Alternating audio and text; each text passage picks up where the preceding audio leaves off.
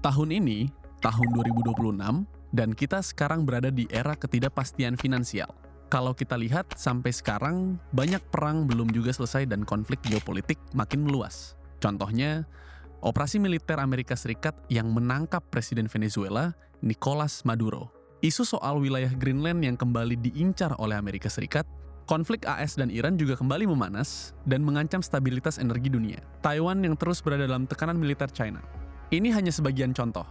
Dan yang mengerikannya adalah semuanya terjadi dalam 1 bulan di Januari 2026. Sekali lagi, ini bukan bermaksud menakut-nakuti, tetapi melihat keadaan secara realistis. Kalau kondisi dunia saja sudah seperti ini sejak awal tahun, apa yang akan terjadi di bulan-bulan berikutnya? Melihat ke dalam, ke tanah air kita, kondisi Indonesia saat ini juga patut diwaspadai. IHSG yang bergerak lebih liar karena volatilitas ekstrim, bahkan trading halt terjadi beberapa kali. Situasi yang mengingatkan kita pada masa krisis atau masa pandemi. Nilai rupiah yang terus mendapat tekanan, belum lagi jika kita berbicara tentang biaya hidup yang terus meningkat, dan inflasi yang tidak sepenuhnya terkendali. Melihat kondisi penuh ketidakpastian ini, pertanyaannya bukan lagi bagaimana cara supaya kita kaya, tapi berubah jadi apa yang harus kita lakukan agar uang kita tetap aman dan berkembang. Ada satu aset yang selama ribuan tahun selalu jadi tempat berlindung saat dunia kacau. Saat perang pecah, saat krisis finansial terjadi, saat mata uang melemah. Ada satu aset yang paling aman dan disebut sebagai safe haven assets. Gold atau emas. Kenapa emas jadi aset paling menarik di tahun 2026? Menghadapi kondisi yang tidak pasti, yang kita butuhkan hanya satu, aset yang stabil dan aman. Dan secara historis, setiap kali dunia masuk fase krisis, emas hampir selalu muncul sebagai pemenangnya. Tahun 2008, saat krisis finansial global menghantam ekonomi dunia, harga emas masih stabil, bahkan naik menembus level $1.000 per ounce untuk pertama kalinya, hingga menyentuh level tertinggi saat itu di $1.031 per ounce. Peningkatan sekitar 23% dari harga open tahun itu. Tahun 2020, saat dunia menghadapi pandemi COVID-19, harga emas lagi-lagi mencetak rekor tertinggi ke level $2.073 per ounce. Tertinggi sepanjang sejarah pada waktu itu, dan jauh dari level awal di tahun 2010-an. Tahun lalu, sepanjang 2025, harga emas melonjak sekitar 67-70% dan mencatat rekor tertinggi sepanjang masa, di atas $4.550 sampai $4.600 per ounce. Ini kenaikan terbesar dalam sejarah harga emas modern. Di bulan Januari 2026 kemarin, harga emas menyentuh $5.350 per ounce. Dan ini hanyalah awal dari gold super cycle. Apa yang dimaksud dengan super cycle? Super cycle adalah fase jangka panjang di mana suatu komoditas mengalami kenaikan struktural bertahun-tahun, bukan hanya spike sementara. Dan jika kita lihat kondisi sekarang, fragmentasi geopolitik, dedolarisasi oleh beberapa negara, cadangan emas bank sentral, ketidakpastian fiskal negara maju, hingga inflasi struktural yang sulit turun, semua elemen super cycle mulai terlihat. Bank-bank besar seperti HSBC, Bank of America, Deutsche Bank, bahkan JP Morgan memproyeksikan harga emas bisa menembus level yang lebih tinggi lagi di 2026.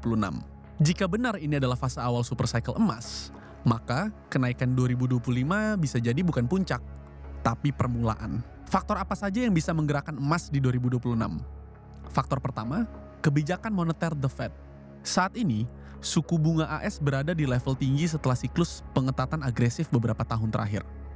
Namun, di akhir tahun 2025, The Fed mulai memberikan sinyal pelonggaran karena perlambatan ekonomi mulai terlihat. Pasar sekarang memperkirakan kemungkinan penurunan suku bunga lanjutan di 2026 dengan catatan jika pertumbuhan melemah dan inflasi kembali terkendali. Kenapa ini penting untuk emas? Karena emas tidak memberikan bunga.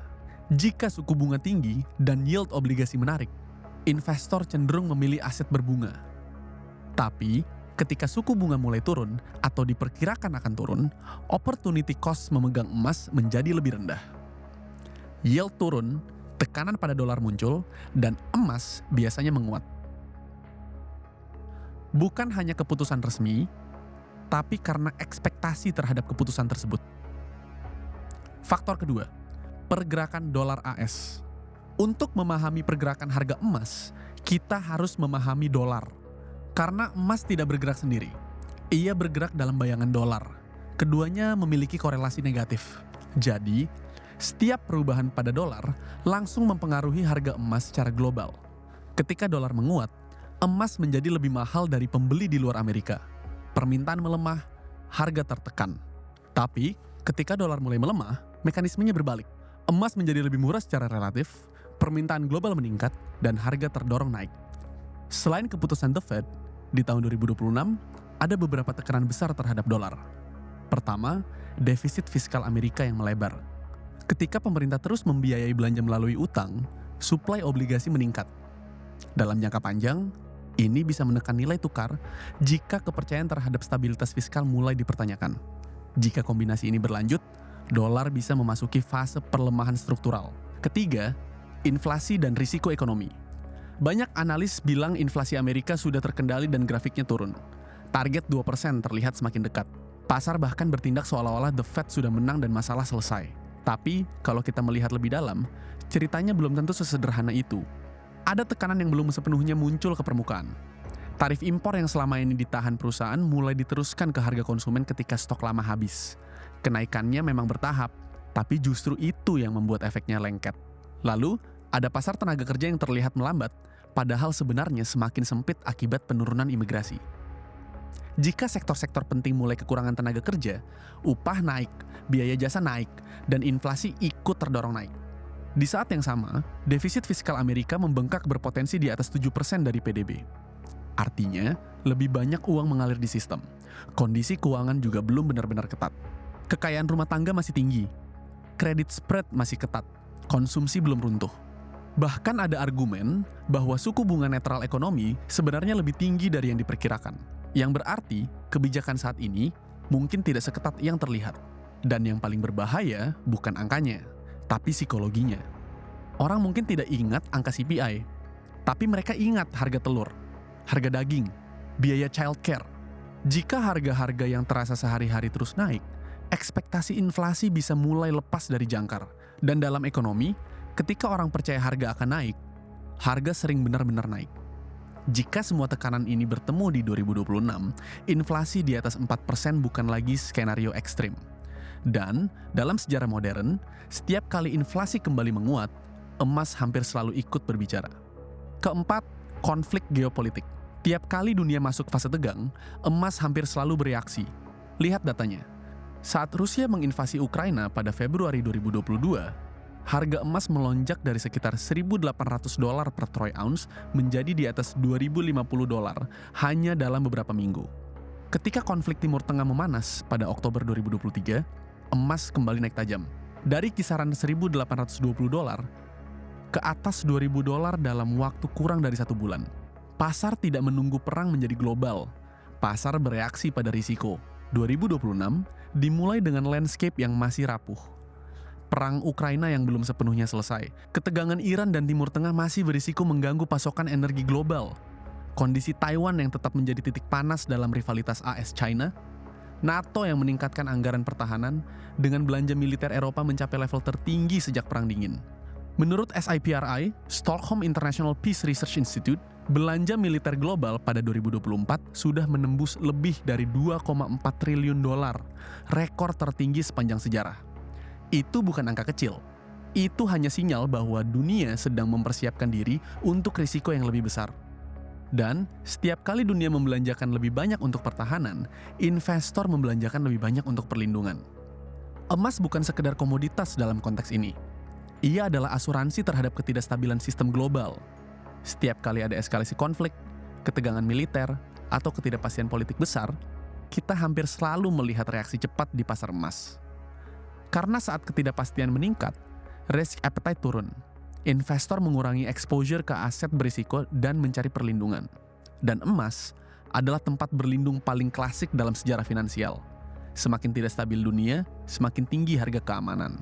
Kelima, pembelian bank sentral. Sekarang kita ke faktor lebih struktural. Bank sentral dunia membeli emas dalam jumlah yang belum pernah terjadi sebelumnya. Pada 2022, bank sentral membeli sekitar 1.136 ton emas, rekor tertinggi dalam sejarah modern percatatan. Tahun 2023 tetap tinggi, mendekati 1.000 ton.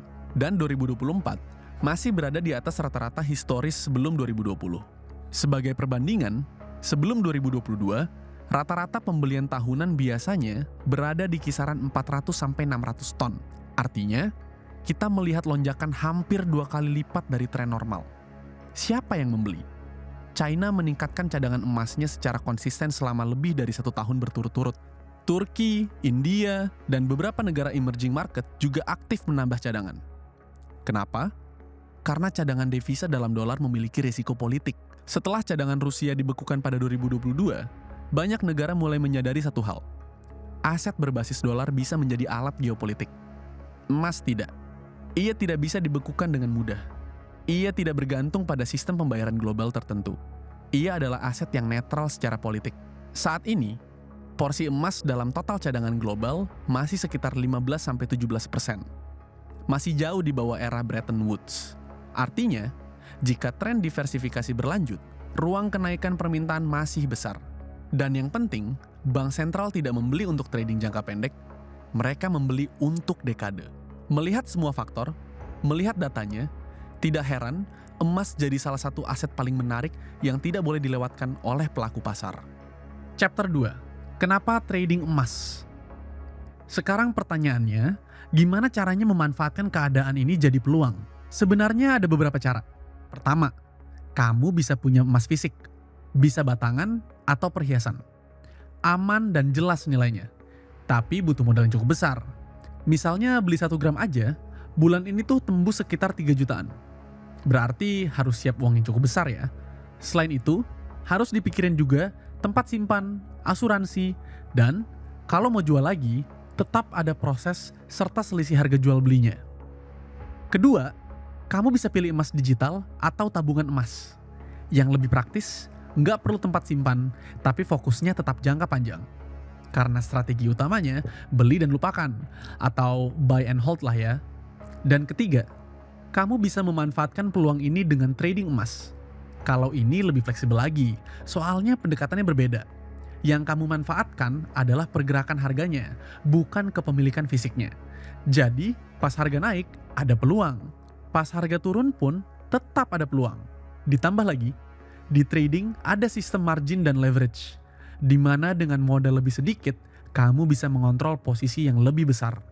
Misalnya, buat membuka 1 lot emas, nilai transaksinya setara dengan $100.000. Kalau tanpa leverage, kamu harus punya $100.000 buat masuk posisi itu. Tapi dengan leverage 1:100, kamu cukup menyiapkan sekitar $1.000 sebagai jaminan untuk membuka posisi tersebut.